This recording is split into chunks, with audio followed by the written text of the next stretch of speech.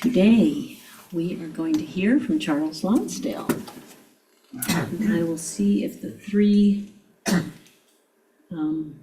sentences that you sent to, see if they're in here. I guess they need your picture. We don't have your picture, which is what we need. The title is the Wesak moon, which is the Buddha moon. Charles moved to Taos in the fall of 1968 to start as a hippie commune for his family. He earned graduate degrees in behavioral psychology and transpersonal psychology.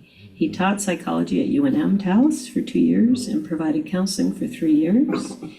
He transferred into real estate in '85 and retired from business in '99 to travel to India, where he helped start a school for poor children. And now he's going to talk to us today about the Wesak moon. Thank you, Charles.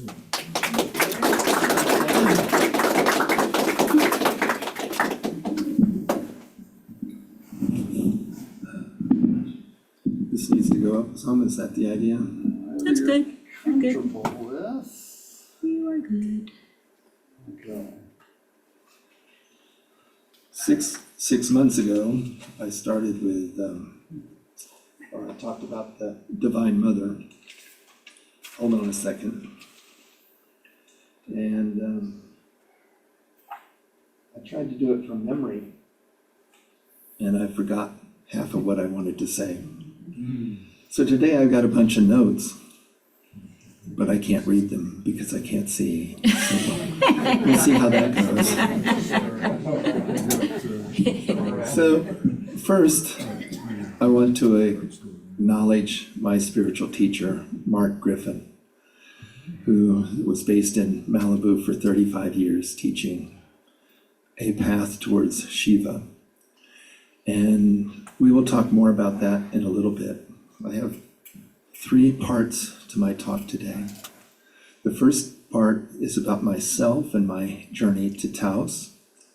When I spoke 6 months ago, a couple of you said, we want to know more about who you are. And so that, and then I want to speak a little bit about the spiritual path I've been on. And then I'll come to the Wesak full moon, which is also known as the Buddha moon. I got to move this up a little bit. Is that better? Is that okay? Yeah. So, for myself, for my journey, I lived in the Haight-Ashbury of San Francisco for 2.5 years, and it was a very joyful time for me.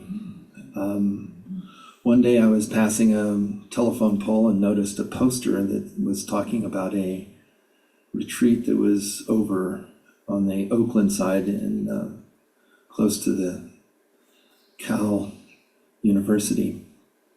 And it was being taught by a fellow named Carlos, somebody from Chile that I had heard about, and he had done a lot of therapy practice using psychedelics. And so I was curious. But anyway, I went across the bay to be there. And the retreat, or whatever you want to call it, was located in the basement of the Buddhist Center, which was right next to Berkeley. And so there were 11 men and 1 woman that chose to join this retreat. And we went, it was for 30 hours, 1 night, 2 days. And we worked our way down into the basement. The basement was about half as big as this room. It was square, no windows, very little ventilation, a small light in the center, as I remember. And Carlos did very little in the way of introduction, asked us for our names going around in a circle about the size of this area. And there was a blanket on the floor that was had a little symbol in the front, in the middle. And we started out very simply saying the mantra Om Mani Padme Hum, Om Mani Padme Hum, Om Mani Padme Hum, for an hour. We were seated in a circle And then he had us get up and walk around clockwise in a circle, saying Om Mani Padme Hum, Om Mani Padme Hum, Om Mani Padme Hum. Trying to focus on our awareness of the words and the meaning with each step. And we went around. After nearly 2 hours, we had a 15-minute break. And then we came back and sat on the floor, started again, Om Mani Padme Hum, Om Mani Padme Hum. And then we got up and walked around in the circle again, some more. We didn't use any drugs. It was just all this mantra for hours and hours. Around 6 o'clock or so, we had a break for dinner with a little bit of miso soup with some vegetables in it. And then we went back to our room. And then at that time, he had us turn and face the person next to us and to look into their face, their eyes, and say, Om Namah Pu, Om Mani Padme Hum, Om Mani Padme Hum. And then turn around and face the person behind us and continue again. And then we did walk around the circle again for another half hour. Another 15-minute break, and then we continued on again. This practice continued until midnight when we broke for rest.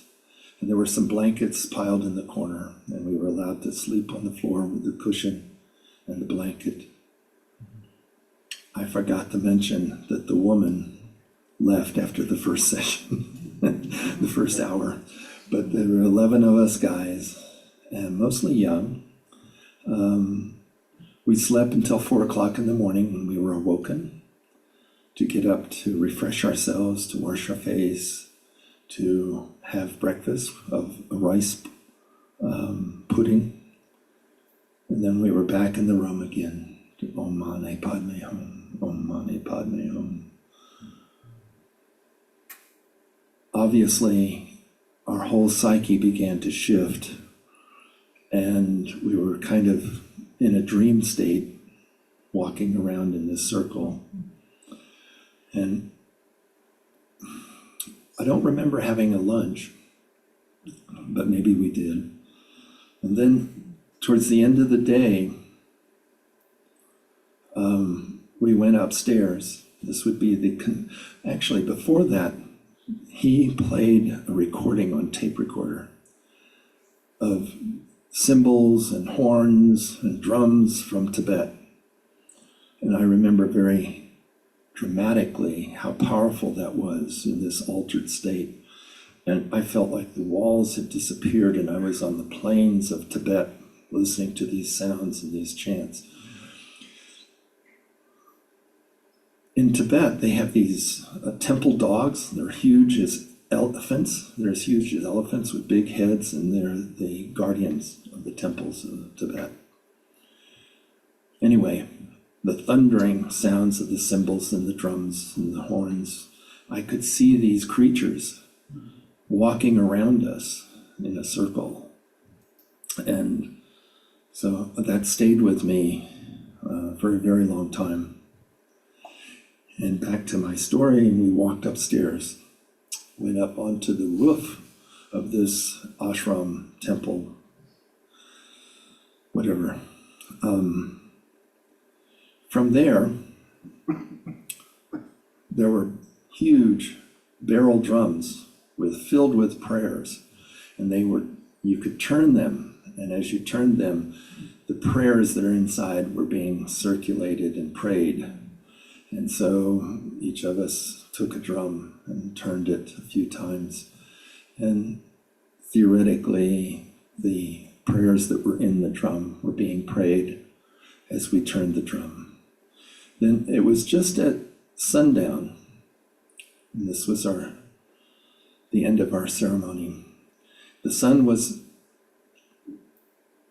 passing down into the Pacific Ocean between the bridge poles of the Golden Gate Bridge.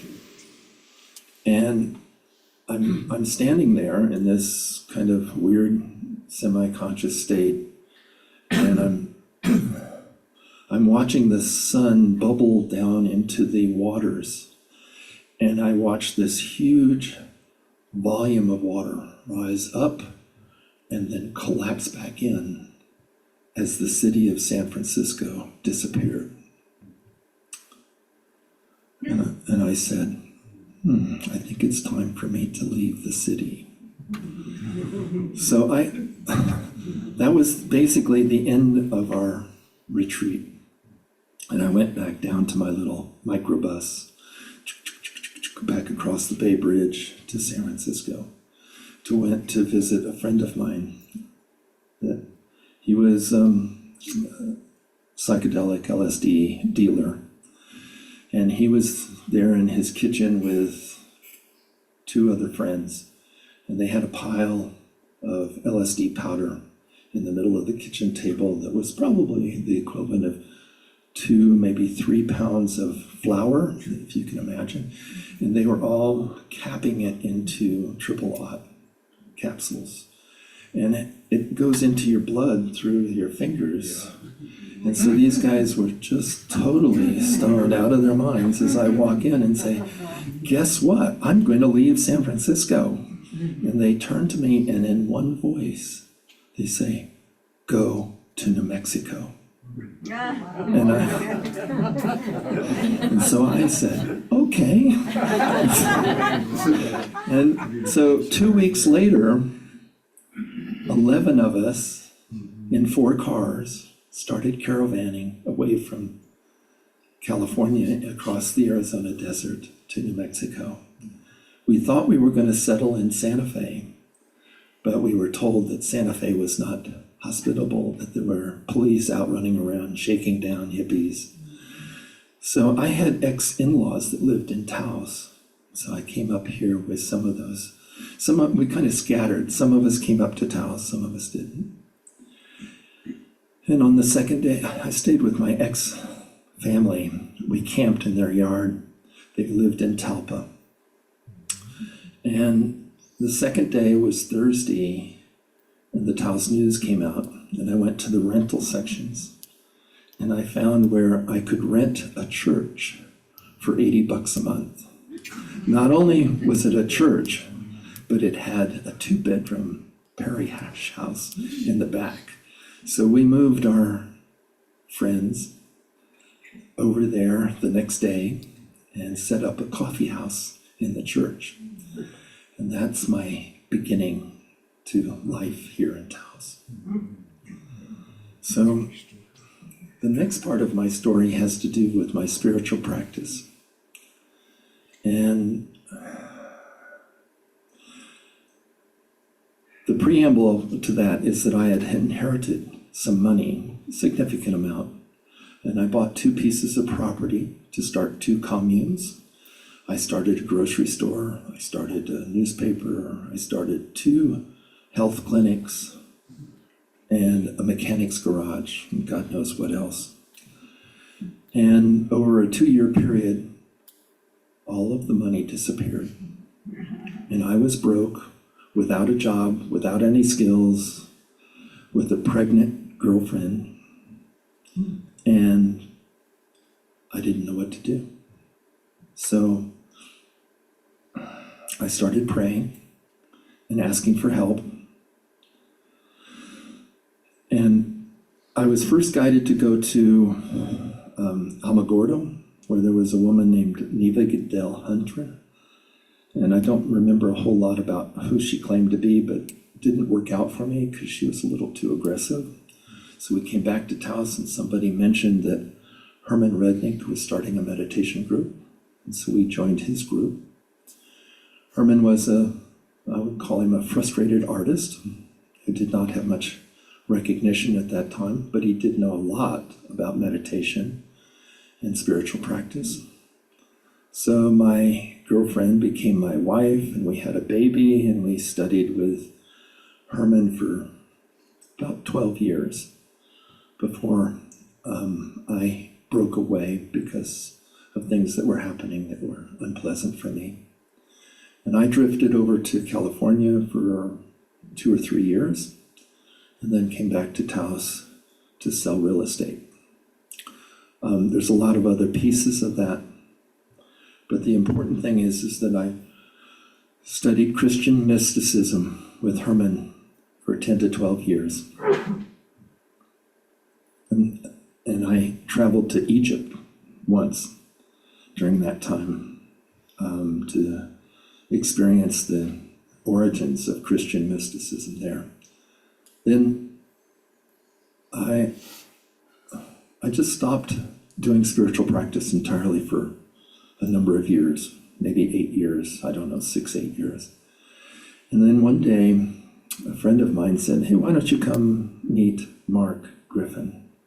He's going to be in town doing a retreat. So I went to meet him. I was curious. And I was not very impressed. I could go into detail, but I don't need to. I said, this is nice, but it's not my path. And so 6 months later, Mark tapped my friend and said, hey, whatever happened to Charles? Why don't you invite him to come back again? Well, I came back again. And it was a camping trip this time. I thought it'd be fun to go camping with a group of people. And so Mark had 30 students that were camping. And it was the first week of September. And it was first week of October, excuse me. It was supposed to be, fall, beautiful. It wasn't. It was below zero. It was cold as it could be. It was so cold that the person that was providing us burritos for breakfast, they froze on the way from his house to our campsite.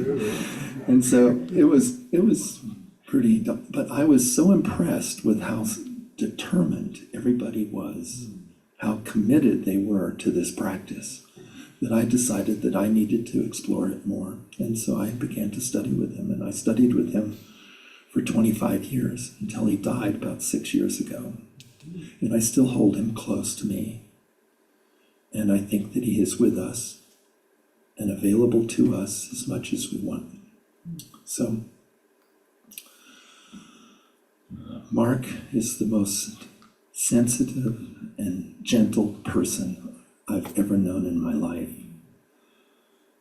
He is also one of the most ferocious warriors that I've ever experienced.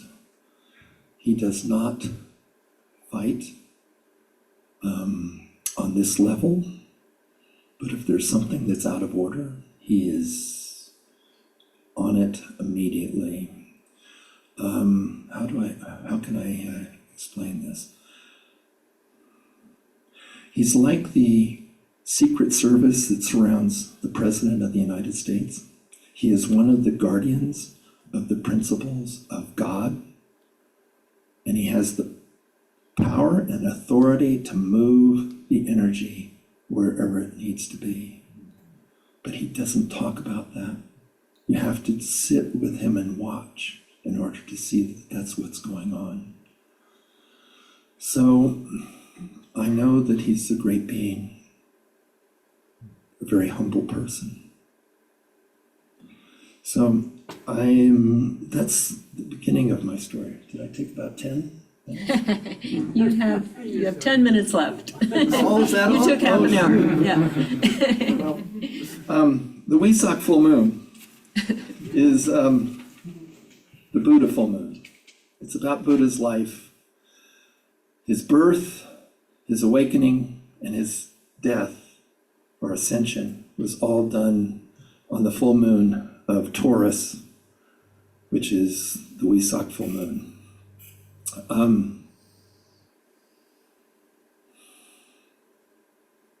don't know quite what to say quickly. What day is that coming up? Oh, it's coming up Monday next week, not tomorrow, but the week after. And okay, thank you.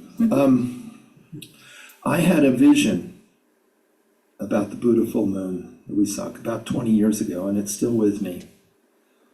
So I'd like to invite you to just relax and let me do a guided imagery of that experience.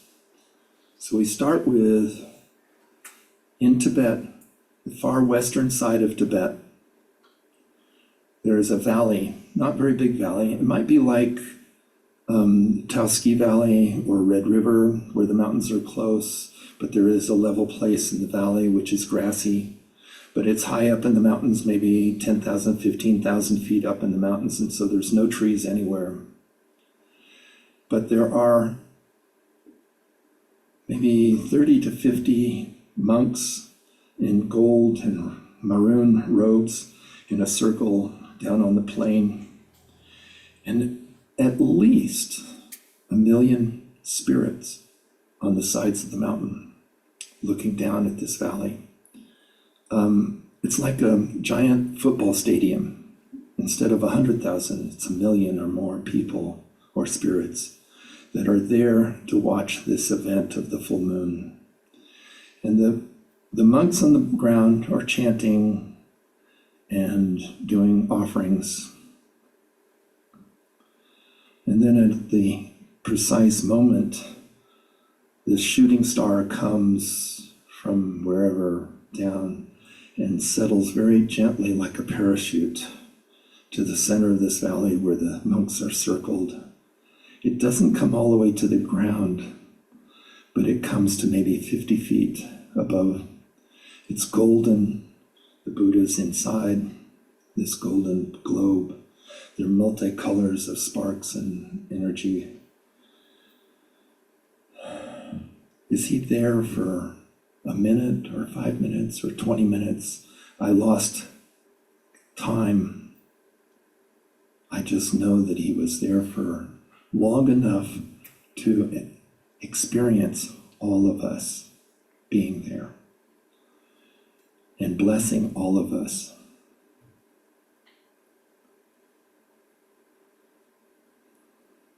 Now I'm going to jump back to something that I was with Mark when, with the whole group, but Mark was just casually saying, there are beings that are so great that they can travel through space and visit planets and stars and things, and some of them are called wheel Marnoks. And so what's that? It says, it's a being that can travel through space, go to a planet or a star, and absorb everything of life on that planet or a star in a couple of minutes. Learn what it needs and what it is doing, and send out a radiance of love and blessing for everything that is alive, and then move on to wherever it wants to go. And I'm saying, whoa, this is amazing. I don't understand. How is this possible? And I had no answer for that until 2 or 3 days ago. I was saying, how am I going to explain that? What is that? And I thought of a simple example. It's, imagine that you have a greenhouse in your backyard, and you cultivate the soil and prepare it to plant a variety of seeds in the seed bed. And so you've got this soil, and you plant the seeds of many different varieties, and you come back the next day and you water it. And the next day after that, you check on the soil to see if it's damp. And then the day after that, you start noticing some little sprouts coming up. And then the day after that, you notice some other sprouts. And then eventually you see the stalks of plants and flowers and beans. And you also see maybe a few aphids, and you get some ladybugs to fight the aphids. Maybe there's a weed that's vining up one of your flowers or things, and you start to take care of the things that need care. But the point is that you come once a day for maybe 20 minutes to check on everything, and you understand the needs of all these different plants. So I'm imagining that this wheel Marnock that comes can absorb all of this information in a few minutes and know what is needed for each one of us. And then it sends out the energy to help us. And then it goes on to wherever it needs to go. And so, coming back to the Buddha full moon, Buddha comes to that full moon every year for a few minutes to absorb all of his devotees' needs and desires and prayers and pass out his blessings to them. And then he goes to wherever he goes, and he comes back the next year. He's been doing that for what is it, 2,500 years or 3,000 years.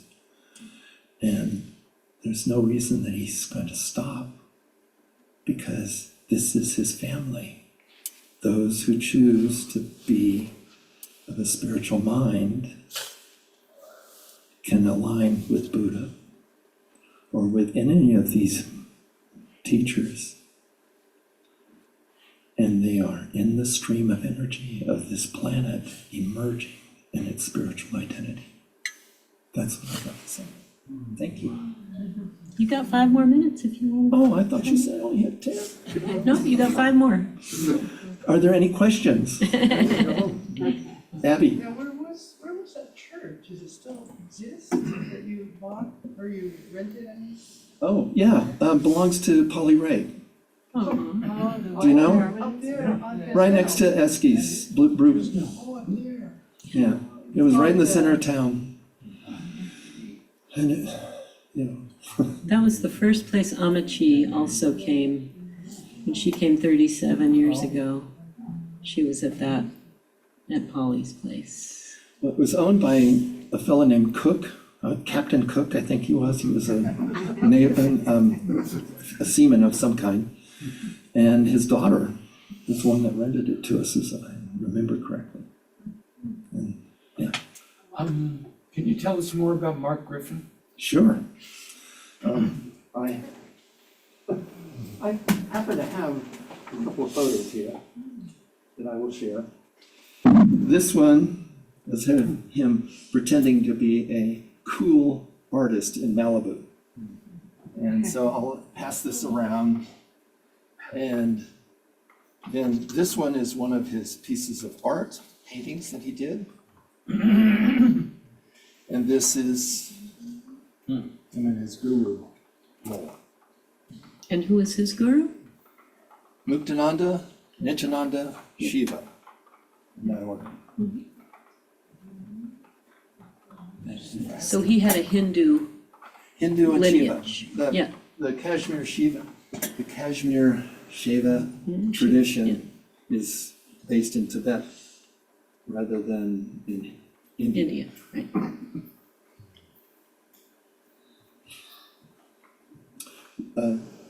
Is there somebody back there? Om Jaya. Yeah. Okay.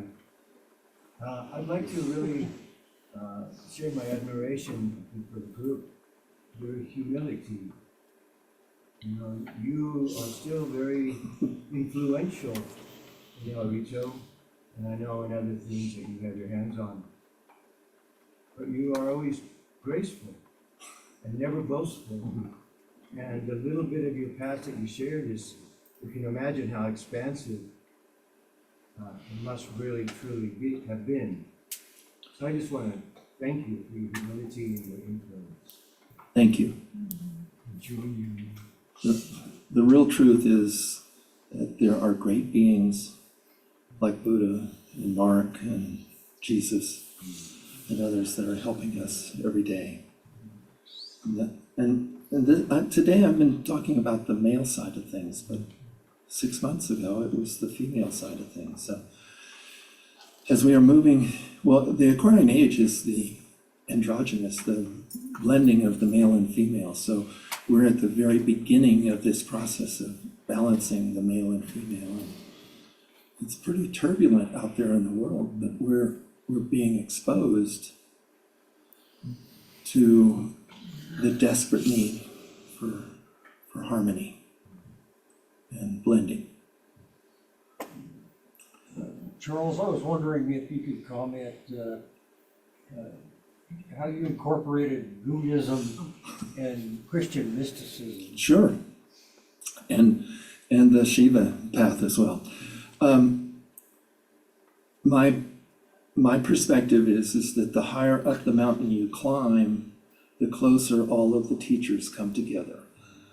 So it's not a matter of choosing one or another, but they're all working together towards harmony among humanity and peace on earth for all animals, really. Yeah. Michael? Well, what a fascinating journey. I want to hear more chapters, but I'm very interested, and I know time's moving along, but when you tried to well, you did form a community, you know, yeah, and then it didn't work out for whatever reasons that these things happen. And your faith then came in through prayer, and I'm really interested if that was a turning point, or where were you on the spiritual perspective at that point? Boy, I don't know how to answer that.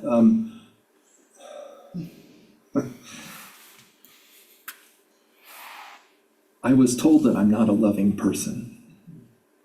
And I'd had some pretty rough times where my father and I disowned each other. And there were other instances in my life where my life fell apart. And so it's been a process of weeding out the negativities and becoming more settled in my higher self. And so, but I can't, there's a lot of stories. But, yeah. Anything else? Well, thank you, and I appreciate the questions. Charles, one more question. Yeah, Is there any sort of gathering or event coming up around this balloon experiment?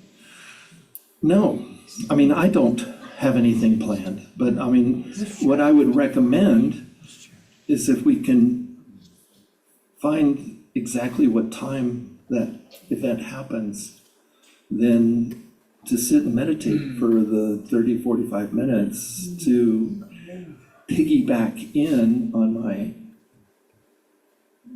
beginning experience. You can, I'm sure you can tune into it. It's there with, Monday the 12th.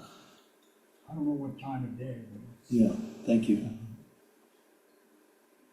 It's possible that Lama Chompa and El Rito will have Sangha. Yeah, Because he does gather for Green Tara every Monday at 11. okay, It's very likely he'll incorporate this sounds good. El Rito Monday. Sounds real good. What time does that happen? No, Well, not certain of a program, but he gathers Sangha at 11 in the morning, in the morning. on Monday. And it's at the Herman Rednick home from Charles spoke of earlier. Good. Cool.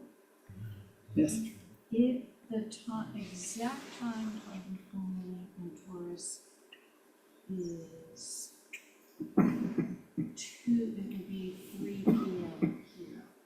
3 p.m. 3 in the Taos. afternoon. In Mountain Time. Thank you. Good. And Mother's Day is Sunday, and then you're saying that the Wesak full moon is more male-oriented around Buddha. Yes, I always felt like Shiva, Ram, Buddha, and Jesus were all reincarnations of the same entity. In my book, that's how I got into this whole thing. So, that makes sense to me. so I think it's interesting. It's right next to Mother's Day, which is, the honoring of the feminine and And both together. they're doing a celebration at the Hanuman Temple for the mother also. Her city on Sunday. Sunday. So we live in an amazingly wonderful space at Taos that is so rich with opportunity. It is. Thank you, Charles. Thank you, Charles.